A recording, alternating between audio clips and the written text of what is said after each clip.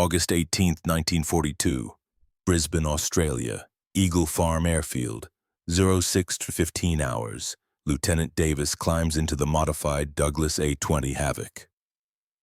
4 M2 Browning 50 caliber machine guns, welded into the nose where the bombardier used to sit. 456 pounds forward of the center of gravity. Every engineer who looked at this aircraft said it wouldn't fly. The pilot before Davis tried. Lieutenant Morrison, good man, experienced, 200 hours in A-20s. The aircraft nosed over at 200 feet, crashed. Morrison died on impact. Davis knows this. He starts the engines anyway. Right R2600 radials, twin 14-cylinder beasts, they roar to life.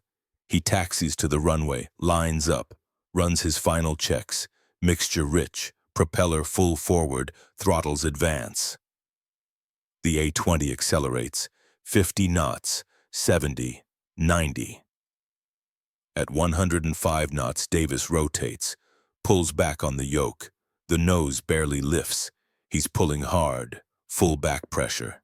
The control yoke is almost in his lap.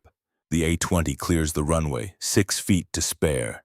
It climbs, barely, 100 feet per minute, should be climbing at 1,000. Davis fights it. The nose wants to drop, constantly. He's using trim, muscle, everything. He radios down, "This thing is trying to kill me." Ground control, Colonel Ambrose Blackwell, "Can you land it?" Davis. "If I don't die first." He brings it around. The approach is terrifying. The A-20 wants to nose over. Davis compensates, overcompensates. The aircraft porpoises. He lands hard, bounces twice. But he's down. He taxis back, shuts down the engines, climbs out. He's shaking. Sergeant Howard, crew chief, approaches. "How was it, sir?" Davis pulls off his helmet. "Davis, I'm not flying that again. That thing killed Morrison. It'll kill the next pilot, too." He walks away, on the tarmac watching a woman, 40 years old, chestnut hair streaked with gray, thin, deep hollows under her eyes. Borrowed coveralls rolled at the sleeves. Captain Evelyn Thorne, civilian contractor, aircraft engineer. She built this modification. She walks to Colonel Blackwell. "Evelyn." "I'll fly it." Blackwell. "You're not qualified." Evelyn. "I have a commercial pilot's license, 400 hours, and I know what's wrong with that aircraft. I can fix it." Blackwell. Eve. Evelyn. Colonel. "I have 4 children in a Japanese prison camp.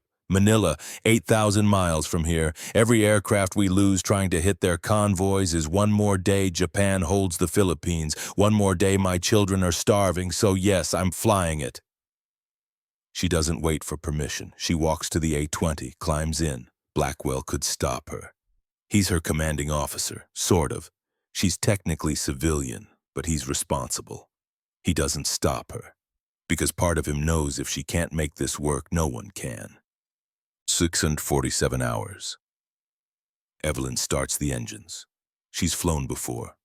Beechcraft Model 18s, Cessna 195s, civilian transports, never an A-20, never a bomber, never military, but she understands aircraft, balance, weight, physics. She runs the checklist, taxis to the runway. At 90 knots she rotates. The nose barely lifts. She pulls harder. The A-20 claws into the air. She feels it immediately. The nose heaviness. Every second the plane wants to dive. Davis was right. This thing wants to kill you. But Davis didn't know where the problem was. Evelyn does. She climbs to 500 feet, levels off, then she starts adjusting. Elevator trim tab, small movements, click by click, aft. The pressure on the yoke eases. Slightly. Aileron trim, rudder trim, fine tuning. 12 minutes. But slowly the A-20 stabilizes. The nose stays up. The controls lighten. She's not fighting it anymore. The aircraft flies. Angry, twitchy, not gentle. But it flies. She brings it around. Lines up for landing. Touchdown. Smooth. She taxis back, shuts down, climbs out. The ground crew is silent. Then Sergeant Howard starts clapping. The rest join in. Evelyn walks to Blackwell. Evelyn, it flies. We need to make 11 more. Blackwell, you just test piloted a combat aircraft without authorization. Evelyn, are you going to court-martial me? Blackwell smiles. First time in months. Blackwell, no, I'm going to give you a workshop and a crew. He hands her a folder. Mission briefing. Blackwell, General Harrison wants to see this in combat. Buna Airfield, New Guinea. How fast can you build 11 more? Evelyn, 3 weeks. Blackwell, you have 2. Evelyn, then we work faster. This is how it started. 1 widow, 1 impossible aircraft, and 8,000 miles between her and 4 children she hasn't seen in 8 months. But to understand why she's here, to understand what drove her to this moment, we need to go back 9 months. To the day the world exploded. December 8, 1941. Manila, Philippines, 06:23 hours. The Japanese bombers come at dawn. Evelyn Thorne is at Nichols Field, inspecting a Beechcraft Model 18. Engine trouble.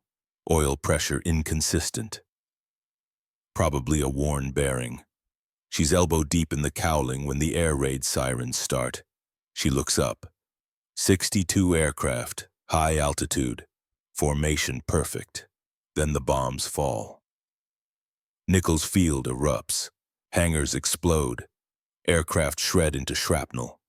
The Beechcraft takes a direct hit 40 seconds after she runs. She survives because she knows which direction to run. Away from the fuel depot.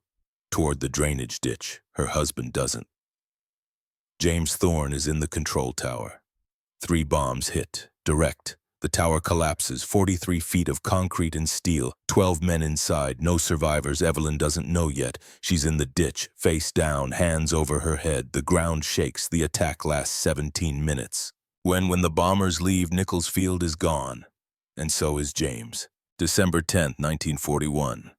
Evelyn buries her husband, quick service, Catholic priest, 20 people. The Japanese are advancing on Manila.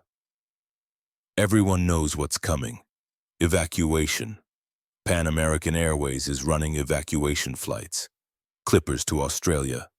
Army is commandeering every aircraft. Evelyn has 4 children. Cecilia, 16. Responsible. Smart. Becoming a woman too fast. Theodore, 13. Wants to be brave like his father. Cries at night when he thinks no one hears. Adelaide, 9. Still believes everything will be okay if Mom says so. Beatrice, 5. Doesn't understand why Daddy isn't coming home. Evelyn gets them on the evacuation list. 4 seats. Flight leaves December 20th. Destination Brisbane. She packs 1 suitcase per child. Clothes, photos, James's pilot wings for Theodore. December 19th, the day before the flight. Beatrice develops a fever, 103 degrees, shaking, delirious. Navy doctor says dengue, maybe malaria. She can't fly. Altitude will kill her. Evelyn makes the decision. They'll take the next flight. There has to be another flight. December 22, 1941. There is no next flight. Japanese advance faster than predicted. Manila is surrounded. Last evacuation ship leaves without them. Evelyn and 4 children, trapped. 2 months later, Japanese order. All Allied civilians report to Santo Tomas University. Internment camp. Barbed wire. Guards. 3,000 Americans and British. Evelyn gets 1 letter out. Red Cross. Addressed to Colonel Ambrose Blackwell. Last known location, California, Ross. We didn't make it out. All 5 interned Santo Tomas. Children scared but unhurt. If you can do anything, please. For James's sake. Get my children out, Eve. She doesn't know if he receives it. What she knows, camp food is insufficient. Guards are cruel. Cecilia has lost 10 pounds. Theodore got beaten for asking for more rice. That night, Evelyn makes a promise. If she ever escapes, if by some miracle she reaches American lines, she will do whatever it takes to come back. Whatever they ask her to build, to fly, to destroy. She will come back for her children, or die trying. July 21st, 1942. The impossible happens. Prisoner exchange. Red Cross negotiation. Japan releases 140 Allied civilians, medical cases, and skilled personnel. Evelyn Thorne is on the list. She argues, screams, begs, take my children instead. The Japanese refuse. Cecilia understands. Cecilia pulls her mother aside. Cecilia, Mom, go, Evelyn. I can't leave you. Cecilia. Go to Australia, get to the Americans, help them win, then come back. Evelyn, Cecilia. Theodore has been teaching me Morse code from Dad's old manuals. If we get letters through Red Cross, I'll hide messages in the margins. She's so thin, 98 pounds, was 130 before the war. Evelyn holds her daughter. Evelyn. I'm coming back. I promise. Theodore steps forward, trying to be the man of the family. Theodore. Take care of them, Mom. The Americans, tell them to fight harder. Adelaide clings to Evelyn's leg. Adelaide. Don't forget us. Evelyn, never. Beatrice doesn't understand. Beatrice, Mommy, where are you going? Evelyn kneels. Evelyn, I'm going to bring help, baby. I'm going to bring soldiers. Beatrice, promise. Evelyn, promise. She's lying. She has no authority, no power, but she means it. August 5, 1942, Brisbane, Australia. Evelyn arrives after 3 weeks in transit, reports to 5th Air Force Headquarters. Asks for Colonel Blackwell. He's at Eagle Farm Airfield. He's been waiting. She finds him in a hangar. He's aged. Gray hair. Deep lines. War has been hard on him too. He sees her. Recognition. Then shock. She's lost 40 pounds. Hands shake. Malnutrition. Blackwell Eve. Evelyn Ross. He embraces her. She breaks down. First time she's cried since leaving Santo Tomas. When she recovers, Evelyn. My children are still there. I need Blackwell. I know. We're going to get them back. Evelyn. How, Blackwell? We're going to win this war, and you're going to help. He shows her the problem. 11 A-20 Havocs. Lost in July. Shot down trying to hit Japanese convoys. High-altitude bombing doesn't work. Bombardiers can't hit moving ships. When A-20s drop, low-deck guns shred them. 5th Air Force is losing. Blackwell. We need a new approach. General Harrison gave me 1 week. Evelyn walks to an A-20, studies it. The nose, bombardier station, Norden bomb site, useless at low altitude. She does the math. A-20 speed 240 knots, ship speed 12 knots, closing distance 800 yards per 15 seconds. At that range, bombardier has 3 seconds to aim. Impossible. But if the bomber could suppress deck guns first, come in at wave-top height, guns firing, then skip bombs across water like stones, point-blank range. The ship couldn't maneuver fast enough, but the bomber needs forward firepower. She turns to Blackwell. Evelyn. What if we rip out the bombardier station, mount heavy machine guns in the nose instead? 4 50 caliber guns, firing straight ahead. Blackwell. That's not how bombers work. Evelyn. Then we're building them wrong. She starts sketching. 4 M2 Browning guns, 64 pounds each, plus ammunition. Center of gravity shifts forward, but if they rebalance, move equipment aft. It could work. Blackwell. The engineering board will never approve. Evelyn. Then don't tell them. Give me 1 week. Blackwell. If you're wrong, Evelyn, I'm not wrong. I've watched Japanese mechanics for 4 months. They're stretched thin, poor quality control. We hit their supply lines at the source, their airfields, their convoys. They can't replace losses, but we need to fly low. Fight back. She hands him the sketch. Evelyn. I need 4 50 caliber guns and 1 A-20. Blackwell studies the drawing. This violates every doctrine, but they're losing. Blackwell makes the decision. Blackwell, 1 week, prove it works. Acted 2. Building the weapon, August 17, 1942, 08:30 hours. Evelyn stands before a disassembled A-20, nose section removed, bombardier station gone. 4 50 caliber guns on the hangar floor, stripped from wrecked P-39s. The pilots are dead. Ground crew watches her. Sergeant Howard. Ma'am, with respect the weight distribution, Evelyn, will be balanced by moving radio equipment aft and adjusting tail trim. I've done the calculations. Howard. Ma'am, has anyone done these modifications before? Evelyn. No. Silence. Then Corporal Jensen steps forward. Young, 22. Jensen. I'll help. Howard glares. Jensen. Sarge, we lost 8 guys last month. If this works... Howard sighs. Howard. All right, but if this bird crashes, it's on you, ma'am. They work 18 hours straight. Guns mount on steel frame, welded, reinforced, ammunition feeds, belt-fed, 200 rounds per gun, combined weight 456 pounds forward of center of gravity. Evelyn compensates. Relocates radio aft, moves oxygen tanks, adjusts elevator trim, adds ballast weight to tail. The math works, on paper. Which brings us back to where we started.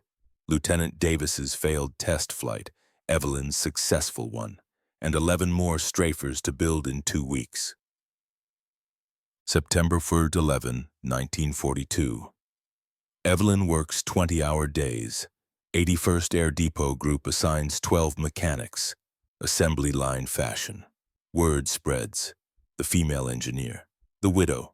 Building strafers. Some pilots are skeptical. Women don't design combat aircraft. Others watch her work, see her precision, her refusal to accept imperfection. She checks every weld, every feed, every trim setting. Captain Fletcher Dane approaches, squadron leader Dane. Ma'am, I hear you're building a bomber that fights back. Evelyn, that's the idea. Dane, my squadron lost 3 crews last month. Can your design save lives? Evelyn, yes. Dane, then we'll fly it when, Evelyn, tomorrow, Buna Airfield. Dane, that's Japanese held.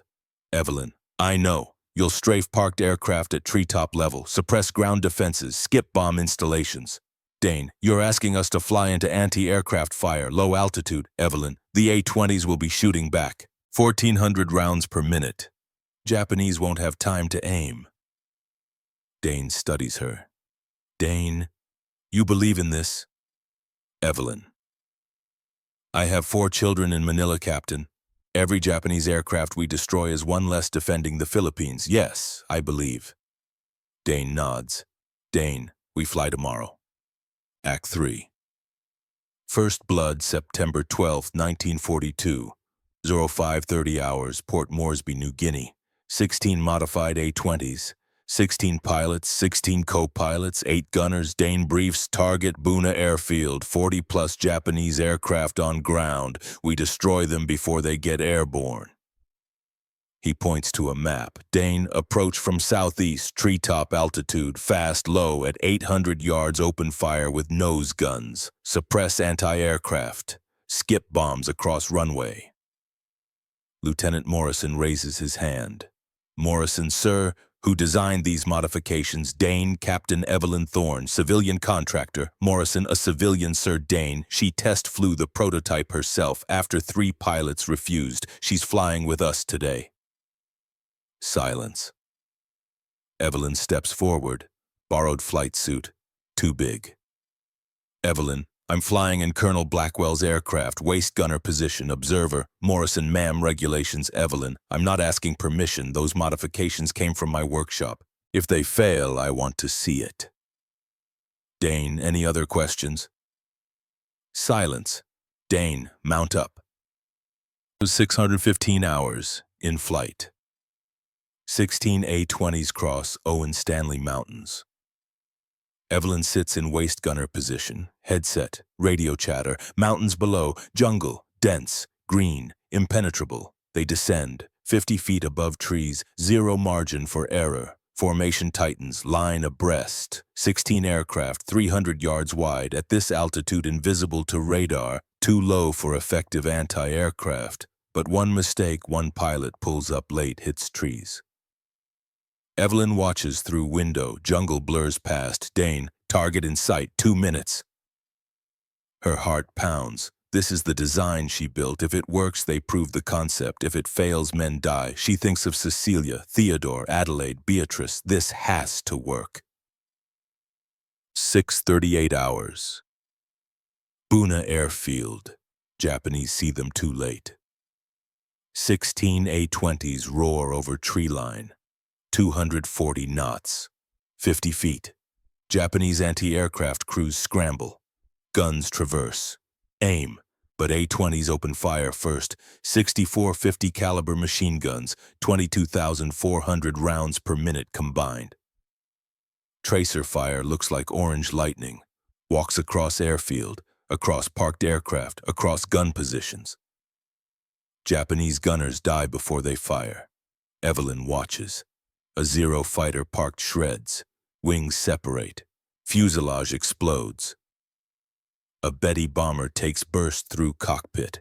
Glass shatters. Aircraft sags. Everywhere. Explosions. Fire. Destruction. Then A-20s drop bombs. Skip bombing. 500-pounders. Released at 100 feet. Skip across runway like stones. Hit hangars. Fuel storage. More aircraft. Airfield erupts. Secondary explosions. Fuel fires. Ammunition cooking off. Evelyn sees a Japanese soldier running. On fire. She looks away. A-20s pull up.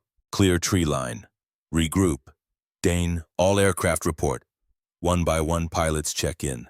16 aircraft, 0 losses. Dane, damage assessment. Visual is clear. 14 Japanese aircraft destroyed. 3 hangars burning. Fuel depot obliterated. Evelyn keys intercom. Evelyn, Colonel, it works. Blackwell, I see that. Evelyn, we need bigger. The A-20 is right, but we need longer range, heavier payload. Blackwell. What are you thinking, Evelyn? The B-25 Mitchell, more powerful engines, bigger bomb load, more space for guns. Blackwell. How many guns? Evelyn calculates. Evelyn 14, 4 in nose, 4 cheek packs, 2 top turret rotated forward, 4 fixed fuselage, 14 50 caliber guns, 215 pounds of lead per second. Blackwell laughs. Disbelief. Blackwell. Eve, that's insane. Evelyn. So was the A-20, but it worked. September 13th, 1942. Brisbane. General Harrison reviews Buna results. 14 Japanese aircraft destroyed, 0 friendly losses, 0 damage. He looks at Blackwell. Harrison. This is Captain Thorne's design, Blackwell. Yes, sir. Harrison. She wants B-25s, Blackwell. 14 forward-firing guns, sir. Plans are ready. Harrison studies schematics. It's madness, but A-20 results speak. Harrison, how fast? Blackwell, 3 months for 30 aircraft. Harrison, give her 2, whatever resources she needs. Blackwell, yes, sir. Harrison, Colonel, if this works, if we cut Japanese supply lines, we might win this war. September 20th, 1942. Evelyn's workshop. A letter arrives. Red Cross, Santo Tomas, dated August 15th, Cecilia's handwriting. Mom, we're okay. Theo is better. Fever broke. Adelaide teaches English to younger kids. B asks about you every night. Food is bad. We're hungry, but managing. I love you. Come home when you can.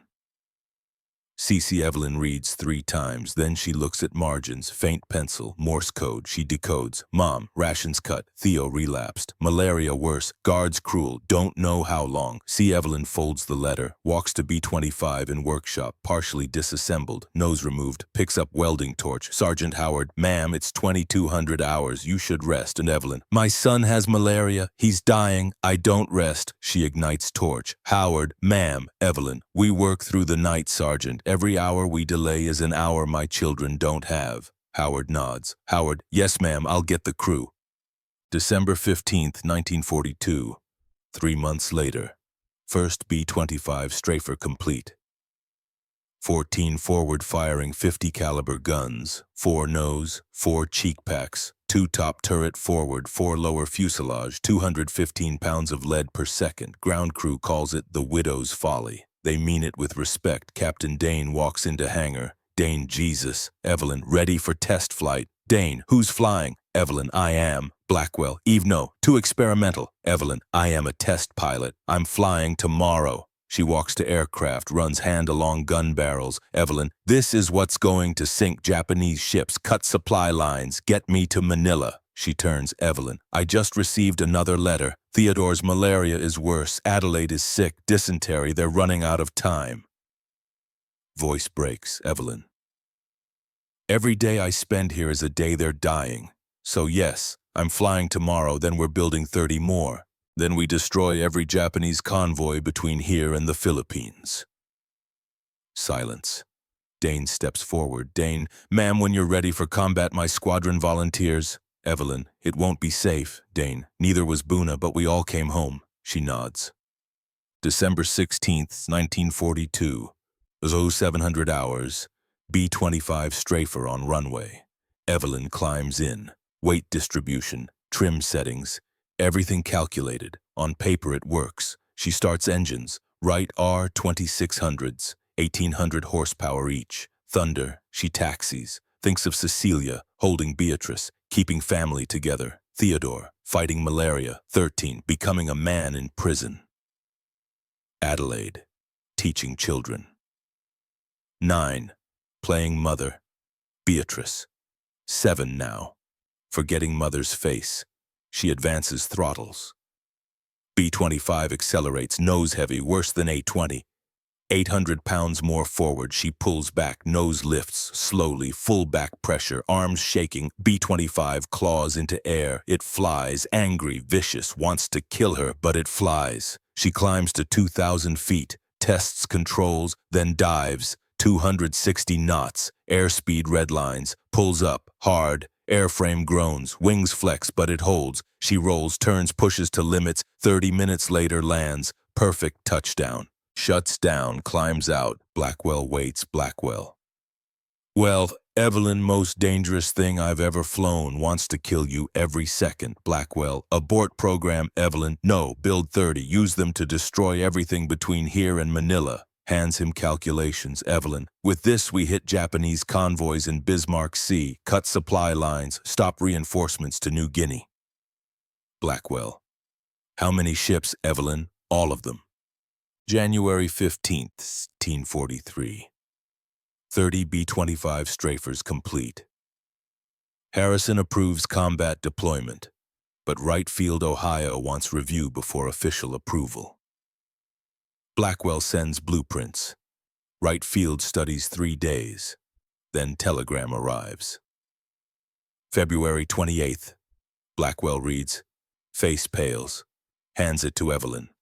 Modifications impractical. Aircraft imbalanced. Unsafe for combat. Recommend immediate grounding all modified B-25s. Designer lacks formal military credentials. Wright Field Engineering Board. Evelyn stares, grounding her aircraft, calling work impractical, questioning credentials. She crumples telegram. Evelyn. When do they want us grounded? Blackwell, immediately. Evelyn. And if we refuse, Blackwell court-martial, both of us. She looks out window. 30 B-25s ready, 8 months work, 8 months 18-hour days, 8 months pushing to breaking point for 4 children dying in Manila. Evelyn. How long until engineering board arrives? Blackwell, 2 weeks. Evelyn. Then we have 2 weeks to prove them wrong. Walks to mission board. Intelligence report pinned. Japanese convoy departing Rabaul. 8 transports, 8 destroyers, 6,800 troops, destination Lae, New Guinea. Departure March 1st, arrival March 4th. If that convoy lands, Japanese reinforce New Guinea. War extends 2 years. Evelyn unpins report. Evelyn. 3 days to intercept, 3 days to destroy, 3 days to prove these aircraft work. Blackwell, Eve, if we fail. Evelyn, we won't. Turns to face him. Evelyn, Colonel, I have 4 children in Japanese prison. Theodore is dying. Adelaide has dysentery. Cecilia is starving herself. Beatrice doesn't remember me. Voice is steel. Evelyn. Those engineers think I don't know what I'm doing. Think these won't fly. Think a widow can't build a weapon. Looks at 30 B-25s. Evelyn. We're destroying that convoy. All 8 transports, all 8 destroyers. When we do, those engineers will approve every modification. Because this widow just changed how wars are fought. Blackwell studies her, then smiles. Blackwell, I'll brief Harrison. We intercept March 3rd. Evelyn nods, walks back to workshop. 3 days. 3 days to prepare, 3 days before Battle of Bismarck Sea, 3 days before she proves the impossible. Part 2. The Battle No One Believed, Act 1, Washington, February 28, 1943. Washington, D.C., the Pentagon, 0830 hours. General Hap Arnold sits behind desk. Commander, United States Army Air Forces, 4 stars, Pacific War on his shoulders. Across from him, 3 engineers from Wright Field, Army's premier aeronautical engineering facility. They've reviewed Captain Evelyn Thorne's B-25 modifications. Verdict unanimous. Chief Engineer Hastings speaks, General, these modifications violate fundamental aircraft stability principles. Forward gun package shifts center of gravity outside acceptable parameters. Aircraft will be uncontrollable. Arnold, how uncontrollable? Engineer Wilson, 73% probability catastrophic failure during combat maneuvers. Aircraft will nose over, pilots will die. Arnold studies blueprints. 14 guns, external cheek packs, modified nose, looks insane. Arnold, recommendation Hastings, immediate grounding, formal investigation, court-martial for approving officer. That's Colonel Blackwell. Arnold, and the designer. Hastings hesitates. Hastings. Sir, designer is civilian contractor. Captain Evelyn Thorne, female, no formal military engineering credentials, working outside approved protocols. Arnold, aviation experience. Wilson, civilian pilot's license, some maintenance background, but sir, not qualified for military combat modifications. Arnold leans back. Door opens, Blackwell enters, flew from Brisbane overnight, 14 hours, exhausted. Arnold.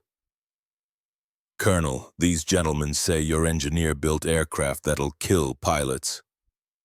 Blackwell, sir, with respect, Captain Thorne's A-20 modifications destroyed 14 Japanese aircraft at Buna.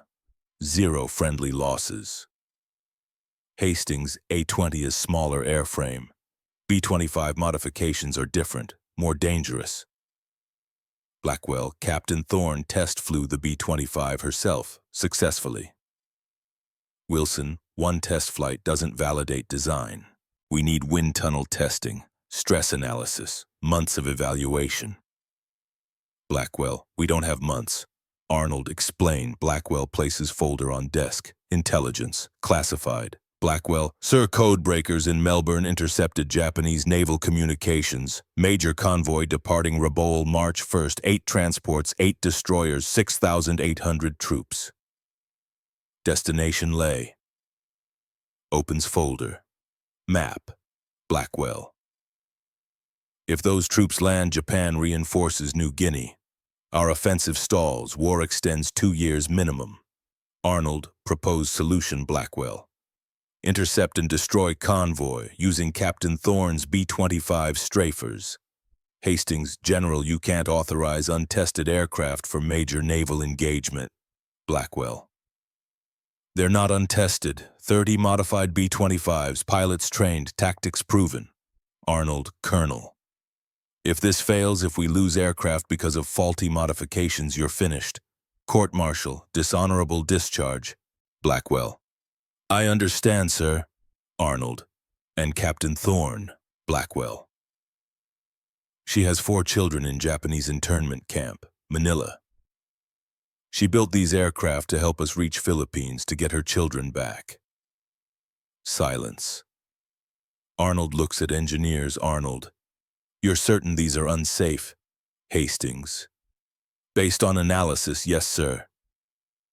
Arnold looks at Blackwell. Arnold, you're certain they work? Blackwell, yes, sir. Arnold decides. Arnold, Colonel, you have 72 hours. Intercept convoy, destroy it. If Captain Thorne's strafers work, I'll override right field. If they fail, you're both done. Blackwell, understood, sir. Arnold, dismissed. Engineers file out. Outraged, overruled. Blackwell remains. Arnold, Ross off record. You sure about this woman? Blackwell, known Eve Thorne 20 years. Her husband was my wingman, best natural engineer I've seen, and she's fighting for her children. That makes her dangerous. Arnold, dangerous to Japanese or us? Blackwell, both, sir. Arnold nods. Arnold, then God help anyone in her way to Act 2. March 3, 1943. Dawn. March 1st, 1943. Brisbane. 1400 hours. Evelyn receives telegram from Blackwell. Approved for operation. Intercept convoy March 3rd. Destroy all targets. Prove right field wrong. Blackwell reads twice. 72 hours. 3 days to justify 8 months' work. 3 days to prove she's not insane. She walks to flight line. 30 B-25 strafers. Mechanics performing final checks.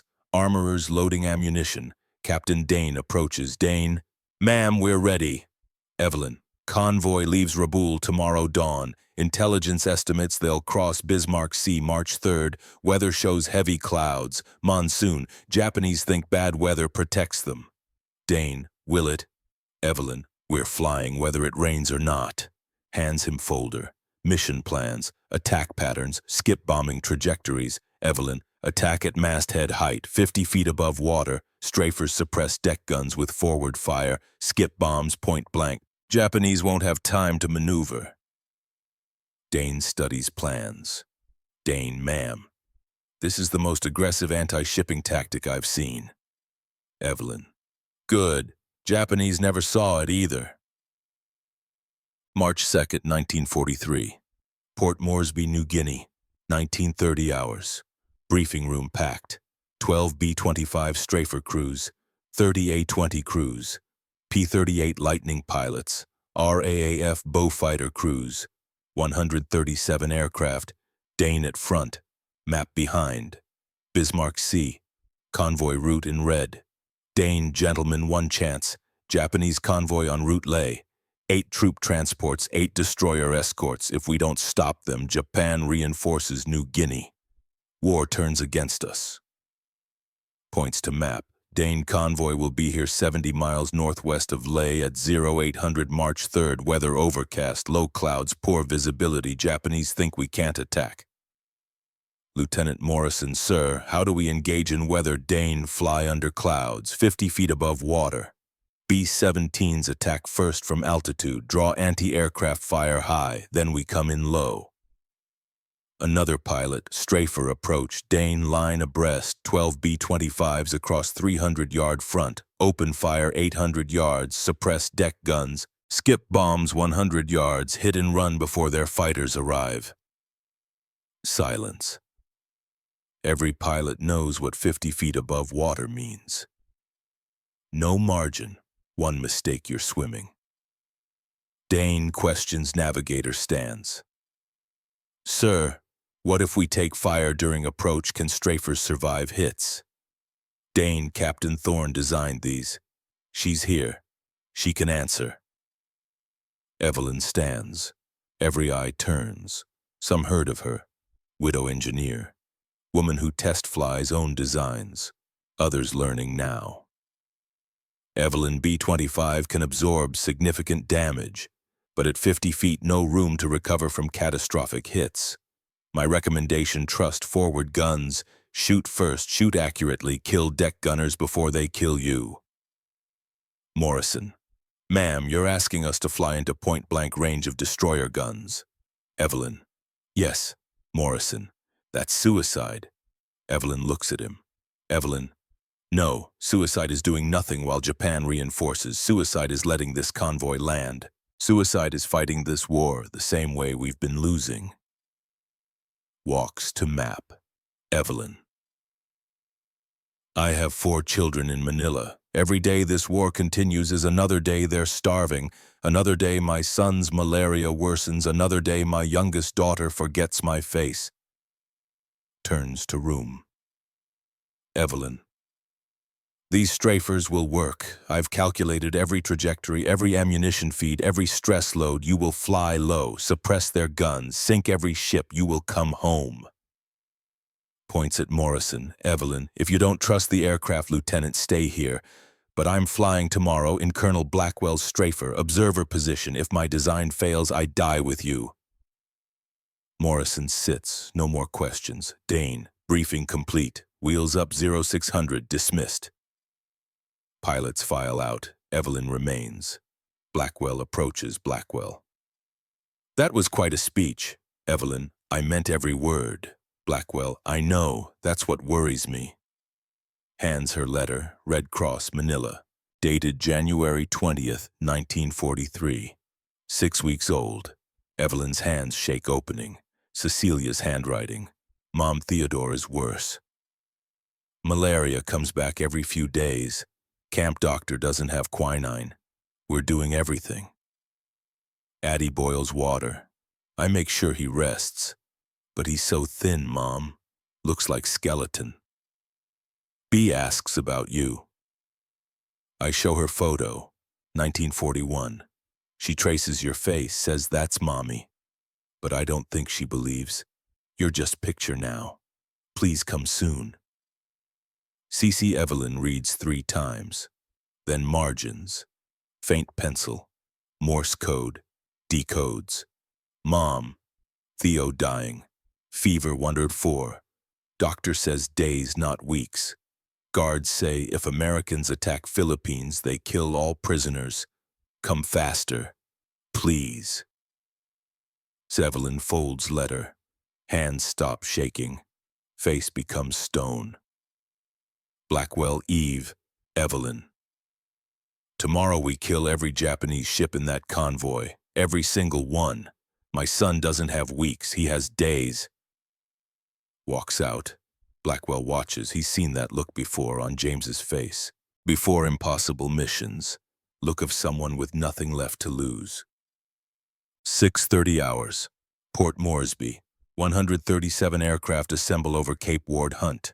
12 B-25 strafers, 30 A-20s, 24 P-38s, 8 RAF Beaufighters, 13 B-17s. Largest Allied strike force in Southwest Pacific. Evelyn sits waist gunner position. Blackwell's B-25, flight suit, parachute, May West, leather helmet, looks out window, formation tightening, aircraft slot. B-17s climb 15,000 feet, strafers stay low, 200 feet above water. Blackwell on intercom. Eve, you don't have to do this. Evelyn, I built these. If they fail, I want to see it. Blackwell, and if they work, Evelyn, then I get 1 step closer to Manila. Formation heads north, target 70 miles, time 40 minutes, below Solomon Sea, blue-green empty, then Dane contact, Japanese convoy bearing 340, distance 15 miles. Evelyn leans forward, looks, horizon ships, small gray shapes, 8 transports, 8 destroyers, Japanese convoy, everything she's worked for. 8 months welding, 8 months calculations, 8 months, 18-hour days, all leading here. 08, 15 hours. B-17s attack first. 13 heavy bombers, 15,000 feet, above clouds, drop 137 bombs. Evelyn watches. Bombs fall like rain. Black specks against gray. Japanese ships open fire. Anti-aircraft tracers, orange streams, sky fills with flak. 1 B-17 takes hit, smoke from number 3 engine, stays airborne. Bombs hit water. Geysers, explosions, spray 200 feet, but ships moving, turning, maneuvering. Bombs miss, every single one. High-altitude bombing doesn't work, never has, but that's not the point. Point every Japanese anti-aircraft gun aimed up, tracking B-17s, not watching water. Dane, Strafers execute. 12 B-25s drop to 50 feet. Wave top height. Line abreast. 300 yards wide. Accelerate. 240 knots. Closing speed 4 nautical miles per minute. Lead transport Kyokusei Maru. 6,000 tons. 750 Japanese troops. Range 2 miles. Evelyn watches. Ship grows larger. She sees details. Superstructure, deck guns, men running, range 1 mile. Ship's anti-aircraft guns traverse, searching. Still looking up at B-17s, not down at water. Range 800 yards, Dane, all strafers, open fire, 168 50 caliber guns fire simultaneously. Sound is thunder, muzzle flashes turn formation into wall of light. Evelyn sees tracers. Orange streams like laser beams cutting across water, converging on ship. Deck of Kyokusei Maru erupts. 50 caliber rounds walk across superstructure like chainsaw. Windows shatter, metal shreds, bridge explodes. Japanese anti-aircraft crews die at guns, cut down before firing, bodies thrown across deck, 3 seconds of fire. Then B-25s at 100 yards. Dane's bomber releases first. 2 500-pound bombs drop, hit water, skip like stones across pond. First bomb skips once, twice, hits ship's hull below waterline, detonates inside engine room. Explosion blows outside. Metal tears. Hole 20 feet wide. Water rushes in. Second bomb hits amidships, penetrates deck, detonates in troop compartment, 750 men below. Explosion is catastrophic. Evelyn watches, ship shudders, lists to port, smoke pours, flames erupt. 30 seconds after strafers arrived, Kyokusei Maru is dying, sink in 40 minutes. But strafers already passed, already targeting next ship. 32 hours. Transport Teiyo Maru tries to run. Captain orders full speed, 15 knots max. B-25s doing 240 knots. Math is simple. 4 strafers bracket Teiyo Maru both sides. Evelyn watches from Blackwell's aircraft, not targeting this ship, covering. But she can see attack. 50 caliber streams converge on deck. Anti-aircraft crews never fire. Dead before reaching guns. Bridge windows shatter. Ship's executive officer takes 3 rounds through chest, falls, doesn't move. Captain lasts 10 seconds. Then burst cuts him down. 8 bombs drop, 5 hit. Evelyn sees ship break in half. Bow lifts, stern sinks. Japanese soldiers below, trapped, no way out. Ship goes down 6 minutes. Men jump overboard. Full combat gear, packs, rifles. Weight drags them under. Evelyn looks away, thinks of Theodore dying malaria in prison, thinks of Japanese soldiers drowning Bismarck Sea. War is not clean, not noble. War is calculus, your children versus their. She chose her children. Gak, 0841 hours. Destroyer Shikanami fires on Blackwell's B-25. Destroyer screening transports, positions between strafers and cargo ships. 5-inch guns traverse. Tracking, aiming. Fire. First round misses, geysers, 50 yards ahead. Second round hits. Shell penetrates B-25 tail section. Doesn't detonate, but impact shreds vertical stabilizer. Aircraft shudders. Blackwell fights controls. Blackwell.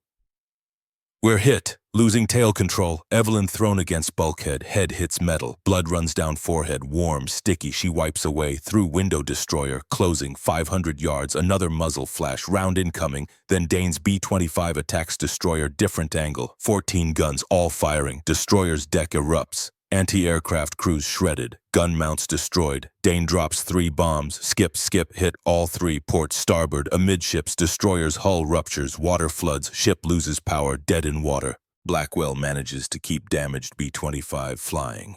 Barely. Tail shot to pieces. Control surfaces still respond. Barely. Blackwell. Heading back Port Moresby. Eve, you okay? Evelyn touches forehead. Blood on fingers. Evelyn. I'm fine. Keep monitoring battle. Blackwell. You need medical. Evelyn. I said I'm fine. Looks out window. More ships burning. More explosions. Entire convoy scattered 40 square miles. 5 transports sinking or burning. 2 destroyers crippled, Allied losses 0, aircraft 0, strafers working exactly as designed, Evelyn Keyes intercom, kernel modifications holding, no structural failures, aircraft performing. Blackwell, right field is going to eat their words, Evelyn, if we survive landing. Blackwell, always optimist, he brings damaged B-25 around, heads south, Port Moresby 60 miles behind. Battle continues, maybe 900 hours. Morning tally. 5 Japanese transports sunk or sinking. 2 destroyers crippled, 1 destroyer sunk. Allied losses 0, aircraft lost, 1 damaged. Blackwell's Dane radios Port Moresby, mission successful, convoy destroyed, returning base. But battle isn't over. Intelligence Japanese 0 fighters scrambling Leh, 24 aircraft, ETA convoy 1 hour, but strafers already did their job. Return Port Moresby, rearm, refuel by 1400 ready for second wave. Act D3, the second wave, 1400 hours. Bismarck C, strafers return. Fresh bombs, full ammo. Japanese convoy scattered, burning. Trying to rescue survivors, 0 fighters there now. 24, circling, protecting remaining ships, but P-38 Lightnings engage Zeros, dogfight overhead, keep them occupied, strafers go in low again, transport Iomaru still afloat, damaged, listing, trying to limp toward Leh, 6 B-25s attack, 12 bombs, all 12 hit. Ship's ammunition magazine detonates, Evelyn back at Port Moresby medical tent, Corpsman stitches forehead, 7 stitches, watches through tent entrance as aircraft take off. Corpsman, ma'am, you should rest. Concussion. Evelyn, I'm fine. Radio chatter from battle. Iomaru magazine just blew. Jesus C explosion from 30 miles. Nothing left, complete vaporization. 1,800 Japanese soldiers. Gone 3 seconds. Evelyn closes eyes. Thinks of Beatrice. 5 when war started. 9 now. Doesn't remember mother. Thinks of those Japanese soldiers. Some had children, wives, mothers, fathers, opens eyes. War doesn't allow guilt, only survival. 15 hours. Transport Oigawa Maru. Crippled. Dead in water. Survivors jumping overboard. But before Dane's B-25 makes final pass, a moment. A POV shift. Aboard Oigawa Maru. 14 hours. Private Yamamoto Takeshi sits below decks. 22 years old. Conscripted from Osaka 6 months ago. He's writing a letter. To his mother, younger sister. Mother, we sail to defend the Emperor's lands. I am not afraid. I will bring honor to our family. Tell Keiko I will return when war is won. I promise. He folds letter. Puts in breast pocket. Above deck shouting. Alarms. He stands. Grabs rifle. Climbs ladder to upper deck. Bright sunlight. Blinding. Then he sees them. 3 shapes.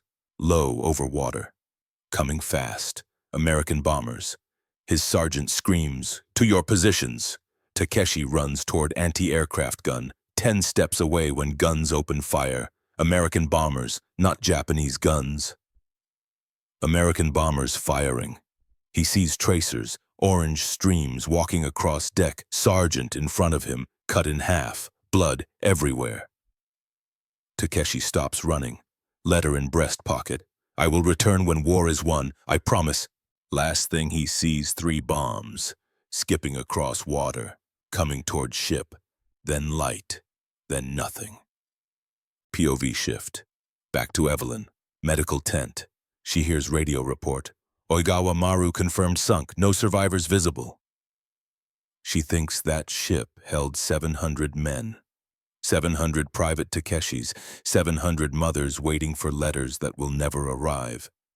700 sisters who will never see brothers again. Her hand grips tent pole. She thinks that boy had a mother, maybe sister, family waiting. Then thinks Theodore has mother too, 8,000 miles away while he's dying. War is not clean, not noble, war is math. Their children or mine. I chose mine. She stands, walks back to flight line, because battle isn't over and she still has work to do. 15:30 hours. Destroyer Asashio rescuing survivors. Japanese sailors in water. Hundreds. 3 A-20 Havocs attack. Destroyer's crew focused on rescue. Don't see Havocs until too late. Bombs hit forward deck. Bridge. Asashio burns through night. Sinks dawn March 4th. 1700 hours. End of day 1. Battle over. Final tally. Japanese losses. 8 transport ships all sunk. 8 destroyers, 4 sunk, 3 crippled, 1 retreating. 6,800 troops, 1,200 reach Lae. 2,700 rescued to Rabaul. 2,900 dead, Allied losses. 4 aircraft, 1 B-17, 3 P-38s. 13 aircrew killed, 1 B-25 damaged, Blackwell's repairable. MacArthur cables Brisbane, one of the most complete and annihilating combats of all time. Japanese Navy never again attempts to reinforce New Guinea by convoy. War in Southwest Pacific has turned, and it turned on Captain Evelyn Thorne's impossible design. March 4th, 1943. Port Moresby, 0800 hours. Evelyn sits medical tent, forehead bandaged. Blackwell enters, holds 2 telegrams. Blackwell. 1 from General Arnold, Washington, 1 from Red Cross. Evelyn. Arnold first. Blackwell reads, Bismarck Sea victory confirmed, right field objections overruled.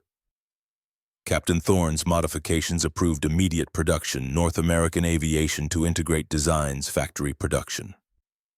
Recommend Captain Thorne report Long Beach, California for consultation. Signed General H. H. Arnold, Commanding General USAAF. Evelyn, we won. Blackwell, you won. Right field eating crow right now. Evelyn, and Red Cross telegram. Blackwell hesitates. Hands it to her. She reads. Santo Tomas internment camp. Urgent. Conditions critical. Food rations cut. Starvation levels. Multiple prisoner deaths. Malnutrition. Your children's status unknown. Red Cross access denied by Japanese authorities. Dated February 28, 1943. 5 days ago. Evelyn reads 3 times. Unknown. Theodore. Cecilia. Adelaide. Beatrice. Unknown. She folds telegram. Berlin, when do I leave California? Blackwell. General Arnold wants you there 2 weeks. Evelyn, I don't want to go. California's wrong direction. Blackwell. Eve 5th Air Force needs factory-built strafers, hundreds. You're only one who can show North American aviation how. Evelyn. And my children, Blackwell. We're getting them back, I promise, but first we need to win, and you just proved how. She stands, unsteady. Concussion makes dizzy. Evelyn. How long? Blackwell. 6 weeks, California. Then you come back, then we push toward Manila. 6 weeks. Theodore could be dead 6 weeks, but strafers need mass production. War needs to be won. She makes choice. Evelyn. 6 weeks. Then I come back, then we fly to Manila. Blackwell. You have my word. She walks to door, looks at flight line. 30 B-25 strafers, some damaged, some being repaired, but all proven, all lethal. All her design. Engineers said they wouldn't fly. They were wrong.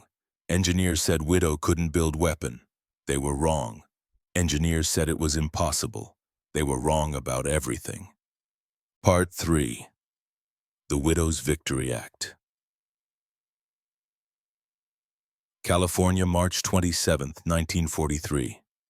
Long Beach, California, North American Aviation Plant, 0900 hours, 140 acres factory floor, 20,000 workers, 3 shifts, 24 hours. Assembly line produces 1 B-25 every 4 hours, standard configuration. Bombardier in nose, Norden bomb site, high altitude package. Captain Evelyn Thorne walks through main entrance. 17 days traveling. Australia to California, military transports 8,000 miles. She carries one duffel bag, 17 pages, handwritten modifications. Plant manager meets her, Herbert Caldwell, 56, 30 years aircraft manufacturing. Caldwell, Captain Thorne, welcome to North American aviation. Evelyn. Thank you. When can we start? Caldwell blinks. Caldwell, ma'am, we have full tour scheduled. Lunch with engineering staff, presentation. Evelyn, I need to see your chief engineer now. Caldwell, ma'am, we have protocols. Evelyn, Mr. Caldwell. I have 4 children in Japanese prison camp. Every hour I spend on tours is hour they don't have. Where is your chief engineer? Caldwell studies her. Bandage on forehead, hollowness around eyes, steel in voice. Caldwell, this way. 1,000 hours. Engineering Department. Chief Engineer Douglas Whitmore. Yale graduate. 23 years experience. Designed components for P-51 Mustang. He looks at Evelyn's hand-drawn blueprints. Looks up. Whitmore. These are your field modifications. Evelyn. Yes. Whitmore. Ma'am, where are stress calculations? Evelyn. I don't have any. Whitmore. Wind tunnel testing. Evelyn. I tested by flying the aircraft myself. Whitmore. That's not how engineering works. Evelyn. It worked. Bismarck Sea. 8 ships sunk, 0 friendly losses. Whitmore puts down blueprints. Whitmore, Captain Thorne. I understand you've had success with field modifications, but factory production requires precision. Standards. We can't just weld guns onto aircraft and hope they fly. Evelyn. I didn't hope. I calculated, I balanced, I tested. Whitmore, without proper methodology. Evelyn leans forward. Evelyn. Mr. Whitmore, 3 months ago. Wright field engineers told General Arnold my modifications were impossible. Said aircraft would kill pilots. Recommended court-martial. Whitmore, I'm aware. Evelyn. Last week, those same modifications destroyed entire Japanese convoy. 12 of my strafers sank 8 transports and 4 destroyers. Japanese will never reinforce New Guinea by sea again. Pacific War turned on my design. She taps blueprints. Evelyn. So when I tell you these work, I'm not guessing. I know, because I built them. I flew them. I watched them kill ships. Silence. Whitmore looks at Caldwell. Caldwell shrugs. Whitmore. All right, Captain, show us. March 28th, April 10th, 1943. 2 weeks. Evelyn works 18-hour days. North American aviation engineers reverse engineer her field mods into production drawings. Strengthen nose structure. Reinforce fuselage around gun mounts. Redesign ammunition feed. Calculate stress loads. Wind resistance. Center of gravity shifts. Everything Evelyn did by instinct they do with mathematics. And mathematics confirms she was right. Engineers start to respect her. Not because she's woman in man's field, because she's better at this than most of them. Whitmore admits it, April 5th. Whitmore, Captain, your intuitive understanding of aircraft balance is extraordinary. Where did you learn, Evelyn? My husband was pilot. I spent 15 years watching him fly. Watching how aircraft respond to weight shifts, trim changes, you learn to see it. Whitmore, he must have been excellent teacher. Evelyn, he was. Japanese killed him, December 8, 1941, Manila. Whitmore says nothing. Then I'm sorry. Evelyn, don't be sorry, help me win. April 11th, 1943, 1300 hours. Telegram arrives. Routed military channels. Red Cross, Manila. Addressed Captain Evelyn Thorne. Caldwell finds her engineering bay, reviewing production blueprints. Caldwell, Captain, this just came. Hands her envelope. She recognizes Red Cross seal. Her hands shake opening, letter inside. Dated March 15th, 1943. Cecilia's handwriting. Shaky, irregular. Mom Theodore died March 3rd, malaria, fever went 106. Didn't wake up. Camp doctor said nothing they could do. We buried him camp cemetery. Father Connolly said prayers. Adelaide made cross from bamboo. B doesn't understand, keeps asking when Theo coming back. I don't know how to tell her he's not. I'm trying to be strong, like you would be. But Mom, I don't know how much longer we can do this. Adelaide is sick now too. Dysentery. Losing weight so fast. Please come soon, please. Cece Evelyn reads twice. Theodore, dead. March 3rd, same day she was flying Battle of Bismarck Sea. Same day her strafers sinking ships. Same day she proving right field wrong. Theodore was dying, and she wasn't there. She folds letter. Caldwell. Captain. Are you all right? Evelyn doesn't answer. Walks out engineering bay, through factory floor, past assembly lines, past workers, past aircraft, walks outside. California sun is bright, warm. Her son is dead. She sits on concrete barrier, alone. Her hands shake. She grips the letter. Theodore, 13 years old, wanted to be brave like father, dead in prison camp while she was building bombers. She lets herself feel it for 1 minute, the grief, the guilt, the overwhelming weight. Then she stands, walks back inside because she still has 3 children. And they're running out of time. April 12th, 1943. 0600 hours. Evelyn returns engineering bay. Whitmore there early. Sees her. Whitmore, Captain if you need time. Evelyn, how long until we complete production drawings? Whitmore, 3 more days. Evelyn, make it 2. We're behind schedule. Whitmore, Captain. Evelyn, my son died while I was proving these modifications work. His name was Theodore, 13 years old, died of malaria in Japanese prison because we're not winning fast enough. She looks at blueprints. Evelyn, I have 3 children left, Cecilia, Adelaide, Beatrice. I'm not losing them too. So we finish these drawings 2 days, start production immediately, build 5,000 strafers, use them to burn Japan's war machine to ground. Whitmore nods slowly. Whitmore, 2 days. Evelyn, thank you.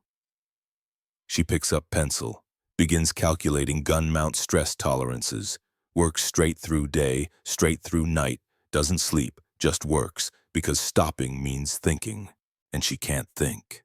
Not yet. Not until 3 remaining children are safe. May 10th, 1943. Rollout ceremony. First factory-built B-25G strafer. 450 caliber gun, solid nose. 75mm M4 cannon, forward fuselage. Evelyn test flies it. 75mm recoils 4 feet when fired. Entire aircraft shudders. Navigator manually reloads, rate of fire 1 round every 30 seconds, not ideal, but devastating against ships. North American Aviation builds 400 B-25G strafers, then improves design. B-25H model, 850 caliber nose and cheek packs, 2 more top turret forward, 4 fixed lower fuselage, 14 forward firing guns total. Production 1,000 B-25H strafers. Then ultimate variant, B-25J, removes 75mm cannon. Adds 4 more 50 caliber guns, 18 forward firing guns.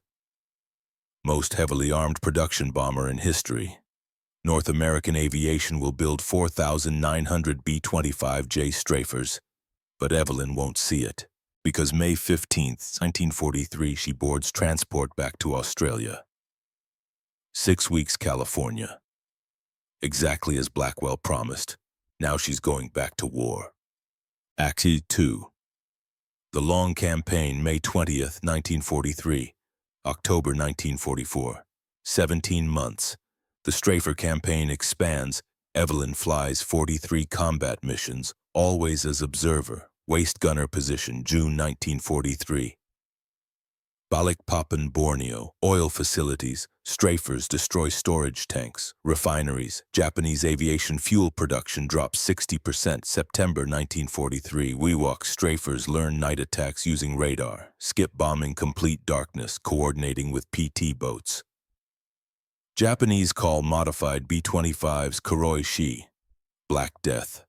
November 2, 1943, Rabaul Harbor. Major Garrison Webb leads 4 squadron strafers into Rabaul, 137 Allied aircraft, 59 B-25s. Harbor holds 38 Japanese vessels.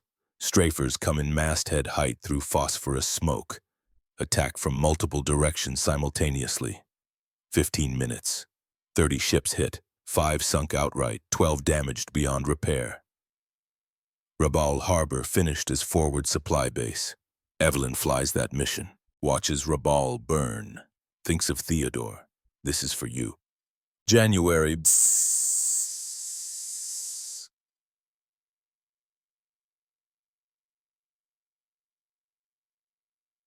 First 8 months, 1944. 947 Japanese aircraft destroyed on ground. 273 ships sunk. Estimated 38,000 Japanese soldiers killed. Modified B-25's decisive weapons Southwest Pacific campaign. Every strafer that rolls off assembly line is another nail in Japan's coffin. Every ship sunk is one less supply line to Manila. But it's not fast enough. Letters from Santo Tomas sporadic. Red Cross has limited access. Japanese censorship severe. Last letter Evelyn receives August 1944. Cecilia's handwriting, barely legible. Mom Adelaide is sick. Dysentery won't stop. Weighs 60 pounds. I can count every rib. B is stronger, but she's forgetting English. Speaks Tagalog now. Learned from Filipino prisoners. I don't think she remembers you anymore. Guards say if Americans invade Philippines, they'll kill everyone in camp. All 3,000. They've dug trenches outside walls. Say that's where they'll put bodies. Mom, I'm scared. Trying to be brave, but I'm so tired and so hungry. Please come soon. Cece Evelyn reads letter intent, walks to operations. Blackwell there. Evelyn, when are we invading Philippines? Blackwell, October 20th, Leyte. General MacArthur leading landing. October 20th, 2 months away. Evelyn, I want to fly every mission between now and then. She walks out. October 20th, 1944. Leyte, Philippines. American forces land.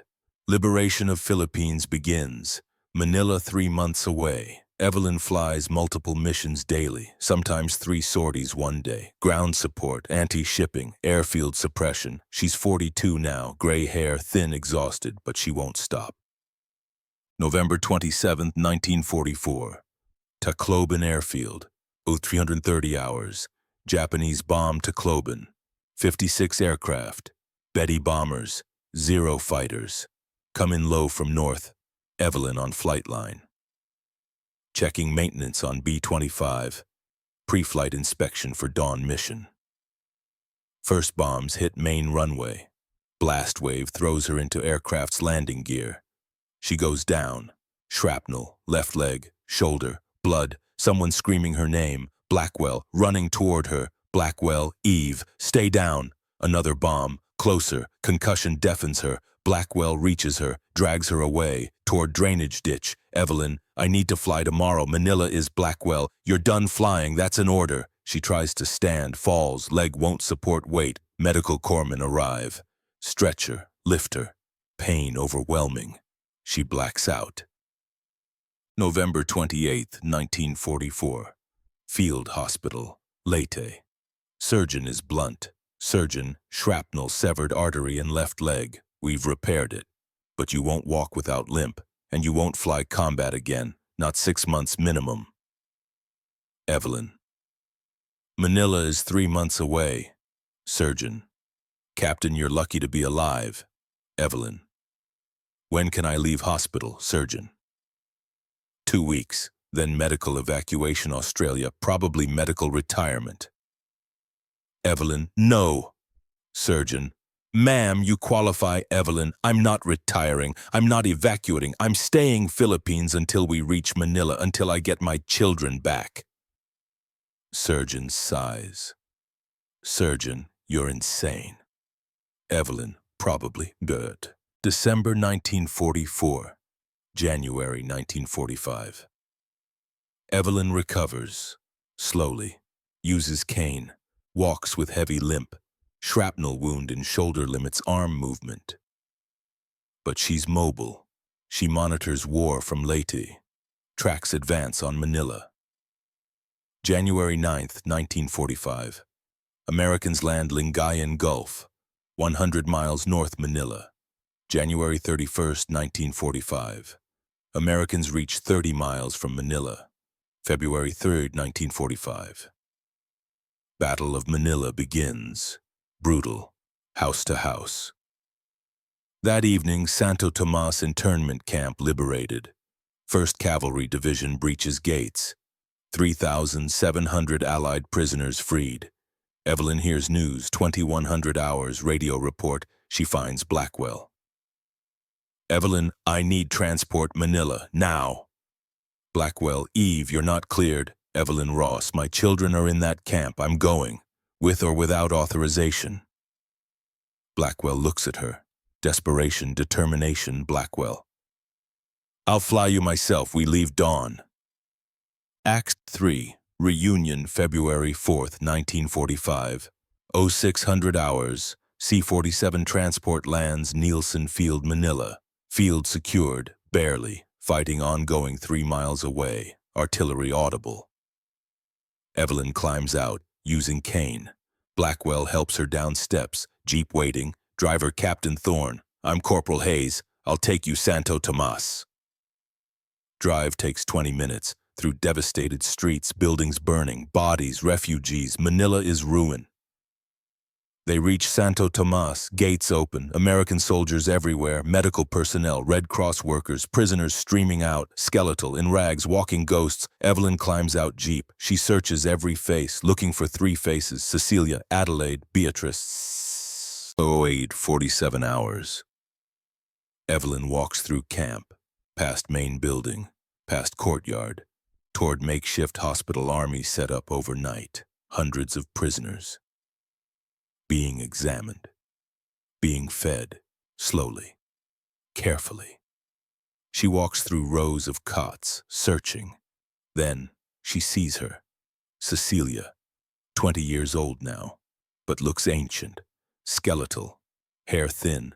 Skin stretched over bones, eyes sunken, sitting on cot, holding younger girl, Adelaide, 13, barely alive, next to them. Another cot, small figure, 9 years old, Beatrice. Evelyn walks toward them. Cane clicks on concrete floor. Cecilia looks up, doesn't recognize woman approaching. Gray hair, limping, aged. Cecilia, can I help you, ma'am? Evelyn stops, 3 feet away. Voice breaks. Evelyn. Cecilia, it's Mom. Cecilia stares.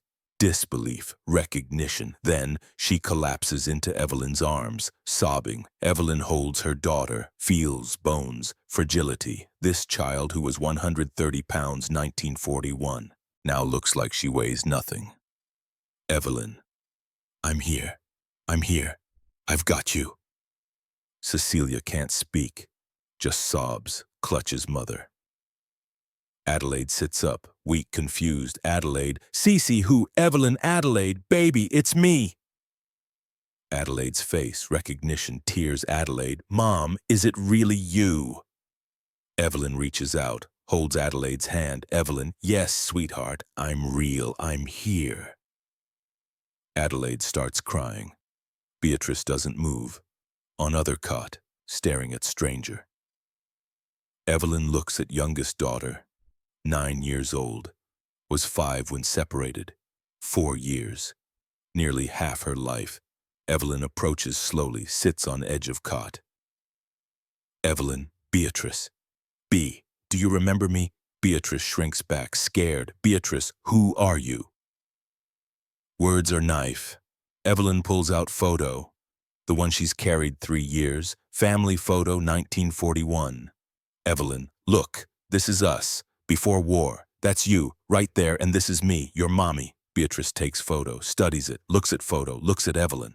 Back to photo, Beatrice. You're older, Evelyn.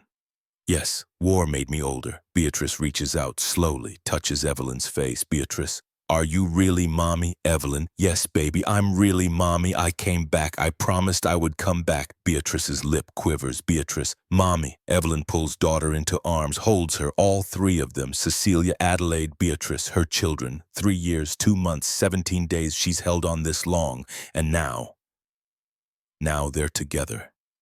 She holds them. They cry together. Blackwell stands at entrance to hospital tent, watching. He turns away, gives them privacy. 1300 hours. Army doctor examines Evelyn's children. Cecilia, severe malnutrition, weighs 63 pounds, should weigh 120. Vitamin deficiencies, anemia, but stable. Adelaide, critical malnutrition, dysentery, weighs 58 pounds, should weigh 90.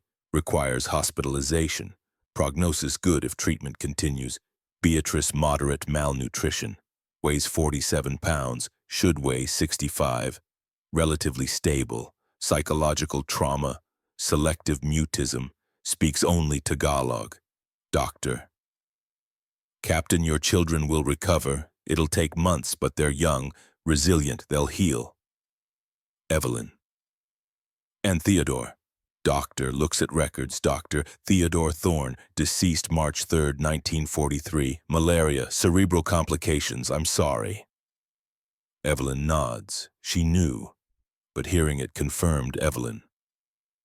Where is he buried? Dr. Camp Cemetery, East Side. I can show you. 1400 hours. Evelyn stands at Theodore's grave. Small cross, bamboo, made by Adelaide's hands. Inscription carved by fellow prisoner. Theodore Thorne, 1929, 1943. Beloved son, rest in peace. Evelyn kneels, places hand on grave. Evelyn. Theo, I'm sorry. I'm so sorry I wasn't here. I tried. I built airplanes. I flew missions. I fought as hard as I could, but I wasn't fast enough. Her voice steady, no tears now. She cried those in California. Evelyn, your sisters are alive because of you. Cecilia told me. You gave them your food when you were sick, when you were starving. You gave them your rations. You kept them alive. She stands. Evelyn. I'm taking them home now, all three. I'm taking them back to America. They'll be safe. They'll be healthy because of you. She salutes. Her son, 13 years old, soldier who never wore uniform, hero who never fired shot. She turns and walks away. Epilogue Legacy. June 30th, 1948. Arlington, Virginia. United States Army retires Captain Evelyn Thorne. Medical disability. Age 44. She receives Homme Distinguished Flying Cross with Oak Leaf Cluster. Silver Star. Legion of Merit, Air Medal, 9 Purple Hearts Distinguished Service Cross recommended. Never approved. Some officers believe contributions were technical rather than tactical. They're wrong, but Evelyn doesn't care about medals. She has what she fought for. Her children are home. 1948, 1957, 9 years. Evelyn rebuilds life. Returns Philippines, rebuilds airline she and James started before war. By 1956, airline flies internationally. Manila, Hong Kong, Singapore, San Francisco. Her children heal. Cecilia marries American veteran 1947, moves California, has 3 children, teaches English. Adelaide becomes nurse, works VA hospital. Helps veterans. Beatrice struggles most. Trauma. Forgotten years. But she finds art. Painting. She paints memories. Camp. Liberation. Mother's return. Evelyn flies constantly. Can't stop moving, because stopping means remembering. October 10th, 1957. Evelyn charters Beechcraft Model 18, routine flight, Manila to Baguio, 140 miles north. Weather forecast scattered thunderstorms, nothing severe. She files flight plan 0800, departure zone 930, expected arrival 1100. She's 53 years old, still flying. 10 to 47 hours. Cordillera Mountains, weather deteriorates. Heavy rain, low visibility, turbulence. Beechcraft's radio goes silent 10:47. Search and rescue find wreckage 3 days later. Mountainside near Baguio. Aircraft flew into storm cell, tried to climb. Winds drove them into ridge. Impact killed everyone instantly. Evelyn Thorne dies October 11th, 1957. Age 53 and 2. October 12th, 1957. Manila. Philippine government gives Evelyn state funeral. 6,000 attend. Cecilia speaks. 32 years old now, healthy, strong, mother herself, Cecilia. My mother didn't invent strafer to become hero. She invented it because she needed to come home. She had 4 children trapped in war, and she refused to accept word impossible. Looks at crowd. Cecilia. Engineers said her aircraft wouldn't fly. She flew them. They said civilian couldn't design military weapons. She designed most lethal bomber in history. They said woman couldn't change warfare. She did. Voice steady. Cecilia. My brother Theodore died before she could reach us. But because of what my mother built, because of strafers, because of ships, she sank because of war, she shortened my sisters and I survived. So did 3,699 other prisoners Santo Tomas. Holds up photo. Evelyn in flight suit, 1943, standing next to B-25 strafer. Cecilia. This is woman world should remember. Not victim, not widow, but warrior, engineer, mother who fought her way across ocean to save her children. The numbers 5,000 B-25 strafers built with Evelyn Thorne's modifications. 817 Japanese ships sunk. 2,143 enemy aircraft destroyed on ground. Estimated 85,000 Japanese soldiers killed. Tide of Pacific War turned on her design. The real impact. Strafer concept changed air warfare. Before Evelyn bombers dropped ordnance from altitude, after Evelyn bombers became multi-role weapons, AC-130 gunship direct descendant, A-10 Warthog spiritual successor, every modern attack aircraft with forward-firing guns traces lineage to her work. Present day. National Museum Pacific War displays one of Evelyn's original hand-drawn blueprints. Paper yellowed, measurements in pencil, caption Captain Evelyn Thorne, the widow's gunship. Air Force Association 2008. Evelyn inducted Air Force Heritage Hall. 3 grandchildren attend, Cecilia's children, proud, but never met her. She died before they were born. Philippine Airlines. Present day, still operates. 42 destinations, portrait of Evelyn in main lobby. Most employees don't know who she is, just woman in flight suit, from war 70 years ago. But veterans know, ones who flew strafers, ones who survived because of her design. 7 strangers attended her funeral who never met her. All pilots, all alive because they learned her technique, they knew her name. Cecilia's home. California, present day. Cecilia is 90 years old now. Daughters sit with her, recording memories. One asks, Grandma, what was she like, your mother? Cecilia looks at photo on wall. Evelyn, 1946, with 3 surviving daughters smiling. Cecilia, People ask, how did she do it? How did she redesign bombers male engineers said were impossible? How did she test fly aircraft that killed other pilots? How did she break every regulation?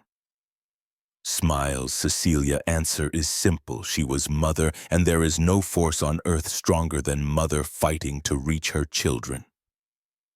Pause. Cecilia, my mother wasn't hero because she built weapons. She was hero because she built hope in darkest moment when husband was dead, when children were trapped, when world said impossible. She refused to give up. Touches photo. Cecilia. She taught me something, Santo Tomas, when we were starving, when Theo died, when I didn't think we'd survive. Voice steady. Cecilia. She taught me love doesn't stop at oceans, doesn't stop at war, doesn't stop at impossible. If you love someone enough, you'll find way, you'll build way, even if it means building most dangerous bomber in history. Looks at daughters. Cecilia, that's who Evelyn Thorne was. Not just engineer, not just pilot, but mother who turned grief into fury, and fury into genius, and genius into victory. Outside window, commercial airliner flies overhead. Probably Philippine Airlines. Company Evelyn rebuilt. Engines roar, and somewhere in that roar, if you listen carefully, you can hear it. Echo of 1450 caliber machine guns. Widow's gunship, still flying. Final image. Modern AC-130 gunship, night operation. Aircraft circles, guns firing, devastating, precise, crew doesn't know history. Don't know aircraft exists because Widow in 1942 welded guns to bomber nose. Don't know her name. But her legacy flies with them. Every mission, every target, every life saved by overwhelming firepower delivered point-blank range. That's Evelyn Thorne. Woman world forgot. Mother who changed warfare, widow who refused to be beaten. Captain Evelyn Thorne, 1904, 1957. Mother, engineer, warrior. They called her design impossible. She proved them wrong with 800 ships.